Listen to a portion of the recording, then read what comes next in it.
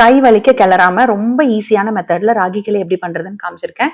Even beginners கூட பண்ணலாங்க. கட்டிகள் இல்லாம ரொம்ப சாஃப்டா சூப்பரா வரும். நான் இந்த டம்ளர்ல 2 டம்ளர் மாவு எடுக்க போறேன். ஸோ இதே டம்ளர்ல 6 டம்ளர் தண்ணி ஊத்தி அடுப்புல வச்சிருக்கேன். ஒரு 1/4 ஸ்பூன் அளவுக்கு உப்பு சேர்த்துட்டு 1/4 டம்ளர் அளவுக்கு சம்பா ரவை சேர்த்துக்கலாம். சம்பா ரவைக்கு பதிலா ஒரு கைப்பிடி அளவுக்கு சாதம் கூட சேர்த்துக்கலாங்க. தண்ணி நல்லா கொதி வந்ததுக்கு அப்புறமா நம்ம அடுப்புல இருக்கிற பாத்திரத்தை இறக்கி வச்சுட்டு இட்லி பாத்திரத்தை அடுப்புல வச்சுட்டு ஒரு 1 லிட்டர் அளவுக்கு தண்ணி ஊத்தி வச்சிருங்க.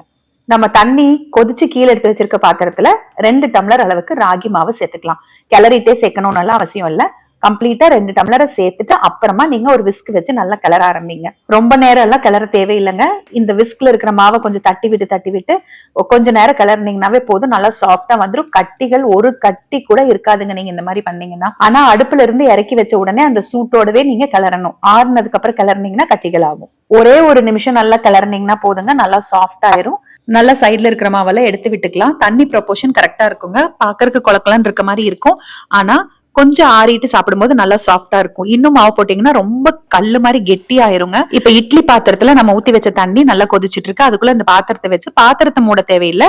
இட்லி பாத்திரத்தை மூடி வச்சுட்டு ஒரு 10 நிமிஷம் விட்டு ஆஃப் பண்ணி எடுத்துக்கிட்டீங்கன்னா சூப்பரா ராகி களி வெந்து வந்துடும். கீழே இறக்கி வச்சுட்டு ஒரு 10 நிமிஷம் அப்படியே மூடி வச்சிருங்க. அப்புறமா நீங்க சர்வ் பண்ணலாம். மாவு போட்டு கிளறினதுக்கு அப்புறமா அதே பாத்திரத்தை அடுப்புல வச்சு வேக வைக்கும் போது நிறைய அடி பிடிச்சி வேஸ்ட் ஆகுங்க. அதனாலதான் நான் இந்த மாதிரி இட்லி பாத்திரத்துக்குள்ள தண்ணி ஊத்தி வேக வச்சு எடுத்துக்கிறேன். ஈவன் நீங்க குக்கர்ல கூட தண்ணி ஊத்தி இந்த பாத்திரத்தை உள்ள வச்சு ஒரு 4 விசில் விட்டு எடுத்துக்கலாம். இப்படி செய்யக்கூடாது, இது தப்பு அப்படிங்கறதெல்லாம் எந்த ஒரு தியரியும் கிடையாதுங்க. நமக்கு எப்படி வசதியோ அப்படி செஞ்சுக்கலாம். வெந்திருந்தா போதும். இதுக்கு சைட் டிஷ் பாத்தீங்கன்னா வேர்க்கடலை சட்னி, கீரை கடைஞ்சது, நான்வெஜ் குழம்பு, புளிக்குழம்பு, சுண்டல் குழம்பு எல்லாமே அருமையா இருக்குங்க. நீங்களும் இந்த மெத்தட்ல ட்ரை பண்ணிட்டு அப்புறமா எனக்கு கமெண்ட் பண்ணுங்க.